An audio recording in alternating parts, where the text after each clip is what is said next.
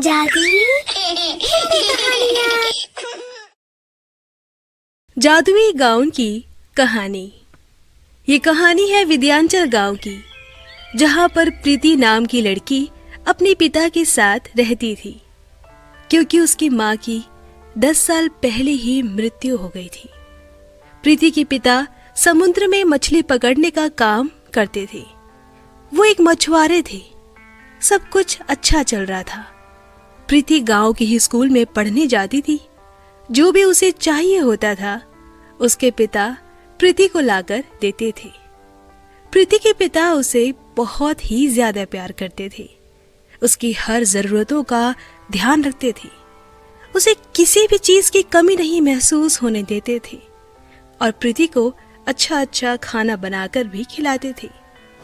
लेकिन एक दिन प्रीति के पिता जब समुद्र में मछली पकड़ने गए तो तेज आंधी तूफान आने लगा और मौके पर ही प्रीति के पिता की मृत्यु हो गई। जब प्रीति को इस बारे में पता चला तो उसे बहुत दुख हुआ। वो बहुत रो रही थी। घर में जो भी कुछ खाने का था, सब धीरे धीरे खत्म हो रहा था। एक दिन प्रीति लोगों के घरों में काम मांगने गई तो किसी ने भी उसे काम नहीं दिया। एक ने कहा, मैं तुझे अपने घर में काम नहीं दे सकती। एक तो पहले अपनी माँ को खा गई और फिर अपने बाप को। अगर मैंने तुझे अपने यहाँ काम दिया तो तेरे रहने से मेरे घर वालों को भी कुछ हो जाएगा। जल्दी से चली जा यहाँ से। फिर उसकी बेटी आकर कहती है, माँ, आप ऐसा कैसे कह सकती हैं? वो बेचारी अब अकेली है। कितना बुरा लग रहा होगा उसे। अगर माँ उसकी जगह मैं होती तो जरा सोचिए आप। ज्यादा मत बोल, अभी तो हम जिंदा हैं। ऐ लड़की, चल जा यहाँ से। फिर प्रीति वहां से रोते हुए चली जाती है और अपने घर आकर अपनी माँ और पिता को याद करके बोलती है, माँ, बाबा, आप दोनों मुझे छोड़कर क्यों गए? देखो ना, यहाँ मुझसे कोई भी ठीक से बात नहीं कर रहा है और ना ही मुझे यहाँ कोई काम दे रहा है। मेरे पास खाने को भी कुछ नहीं है। अब मैं स्कूल भी नहीं जा पाऊंगी। मैं आपको बहुत परेशान करती थी, इसलिए आप दोनों मुझे छोड़कर गए हो ना? ठीक है, अब से मैं कभी भी आपको परेशान नहीं करूंगी। आप दोनों वापस आ जाओ ना। इतना कहकर प्रीति गिड़गिड़ाकर रोने लगती है। फिर उतने में पीछे से आवाज आती है, प्रीति। प्रीति जब पीछे मुड़ती है तो उसी औरत की बेटी आई हुई होती है और उसके हाथ में टिफिन बॉक्स भी होता है। प्रीति, तुम रो मत, सब ठीक हो जाएगा। मैं हूं ना तुम्हारे पास। मैं तुम्हारे लिए खाना लाई हूँ और डेली लाऊंगी तुम्हारे लिए खाना, माँ से छुपाकर। तुम्हें किसी भी चीज की जरूरत हो तो मुझे कहना। तुम कितनी अच्छी हो शालू, मैं तुम्हारा एहसान कभी नहीं भूलूंगी। अब मैं चलती हूँ प्रीति। प्रीति को टिफिन बॉक्स देकर शालू वहां से चली जाती है।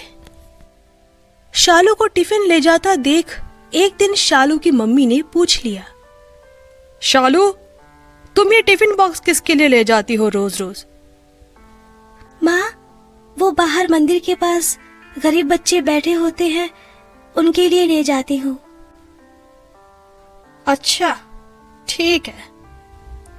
फिर एक दिन जब शालू प्रीति के लिए खाना ले जाती है तो उसकी माँ उसका पीछा करने लगती है और शालू को पकड़ लेती है। अच्छा, तो तू खाना इस मनहूस के लिए ले जाती है? अभी तुझे बताती हूँ, चल घर। माँ, माँ, मेरी बात तो सुनिए। प्रीति को ये सब देखकर बहुत बुरा लगता है। वह रोते रोते घर से बाहर चली जाती है और जंगल में पहुंच जाती है। वहां पर 3 परियां आती है और उसे देख लेती है। अरे, ये बच्ची इतनी रात को इस जंगल में क्या कर रही है और रो क्यों रही है? मुझे पूछना होगा, नहीं तो इसे कोई जंगली जानवर खा लेगा। अरे बेटी, तुम यहाँ इतनी रात को अकेले क्या कर रही हो? क्या हुआ? तुम रो क्यों रही हो? बेटी, तुम्हें इतनी रात को इतने घने जंगल में नहीं आना चाहिए था। मैं अनाथ हूँ, मेरा कोई नहीं है और गांव में मुझसे कोई भी प्यार नहीं करता। सब भगा देते हैं मुझे और ना ही कोई मुझे काम देता है। मेरे पास खाने को भी कुछ नहीं है। मुझे मेरे माँ और बाबा वापस ला दो। तुम तो परी हो ना, तुम्हारे पास तो जादू है ना। बेटी, भगवान अच्छे लोगों को अपने पास बुला लेते हैं। तुम्हारे माँ और बाबा अच्छे थे क्योंकि वहां भी अच्छे लोगों की ही जरूरत होती है। वो हमेशा तुम्हारे पास ही है। वो देखो ऊपर तारों को, वो तुम्हारे माँ और बाबा हैं। और अब तुम रोना बंद करो, नहीं तो उन्हें अच्छा नहीं लगेगा। ठीक है, मैं अब से नहीं रोऊंगी। बेटी, तुम बहुत अच्छी लड़की हो और ईमानदार भी हो। मैं तुम्हें एक जादुई गाउन देती हूँ। तुम इससे जो भी मांगोगी तुम्हें जरूर मिलेगा। प्रीति, ये तुम्हारे लिए मेरी तरफ से सैंडल है, जादुई सैंडल। और ये मेरी तरफ से तुम्हारे लिए एक जादुई ताज। तुम ये सब पहनकर सुंदर सी रानी लगोगी। क्या मैं ये कोई सपना देख रही हूँ? नहीं, ये कोई सपना नहीं, हकीकत है। अब मैं घर कैसे जाऊंगी? तुम इस जादुई गाउन से जो कहोगी वही होगा। फिर प्रीति गाउन से घर जाने की बात करती है तो खुद को अपने घर में पाती है। सबसे पहले प्रीति जादुई गाउन से अपने लिए खाना मांगती है क्योंकि उसे बहुत ज्यादा भूख लग रही थी। और जैसे ही जादू से वहां खाना आता है, प्रीति ये सब देखकर बहुत खुश हो जाती है और फिर वो खाना खाकर सो जाती है। सुबह उठकर प्रीति सबसे पहले अपना जादुई गाउन पहनती है और उसके साथ वो जादुई ताज और जादुई सैंडल भी पहनती है और ये सब पहनकर वो बहुत खुश हो जाती है। मैं कितनी सुंदर लग रही हूँ। काश माँ और बाबा भी जिंदा होते। फिर उतने में एक अनाउंसमेंट होने की आवाज आती है। प्रीति बाहर जाकर देखती है, वहां एक अनाउंसमेंट हो रही थी ब्यूटी कॉन्टेस्ट कंपटीशन की। जो भी विजेता होगा उसे 1 लाख का इनाम मिलेगा। और प्रीति ये सुनकर बहुत खुश हो जाती है और अपना नाम लिखवा देती है। फिर उतने में कुछ लड़कियां प्रीति के पास आ जाती है। तुम्हारे पास तो कुछ भी नहीं है। तुम कैसे जीतोगी? तुम्हें अपना नाम नहीं लिखवाना चाहिए था। अभी भी वक्त है, अपना नाम कटवा लो। फिर शालू गुस्से में कहती है, बस करो तुम लोग। तुमको शर्म नहीं आती है?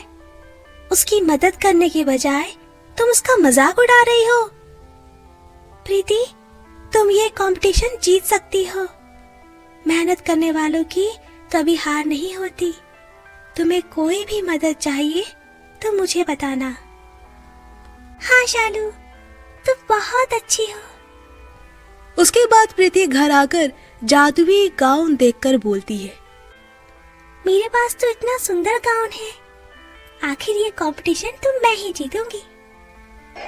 फिर उतने में परी आकर कहती है, प्रीति, ऐसा नहीं करना चाहिए तुम्हें। खुद से मेहनत करनी चाहिए। ये जादुई गाउन तुम्हारे कुछ जरूरतों के लिए दिया है हमने। मुझे माफ करना परी, मैं खुद से मेहनत करूंगी। परी वहां से चली जाती है। फिर प्रीति कहती है, अरे माँ ने मुझे सिलाई सिखाई थी, क्यों ना मैं कपड़ा लेकर अपने लिए गाउन सिल लेती हूँ। फिर प्रीति जादुई गाउन से एक कपड़ा मांगती है और पूरी रात जागकर अपने लिए एक सुंदर सा गाउन सिल लेती है। और अगले दिन कंपटीशन में सभी लड़कियां अपना परफॉर्मेंस देती है। लेकिन जैसे ही प्रीति आती है सब उसको देखकर हैरान हो जाते हैं। फिर प्रीति अपनी परफॉर्मेंस देती है और इस कंपटीशन के बाद जब रिजल्ट आता है तो प्रीति इस कंपटीशन को जीत जाती है।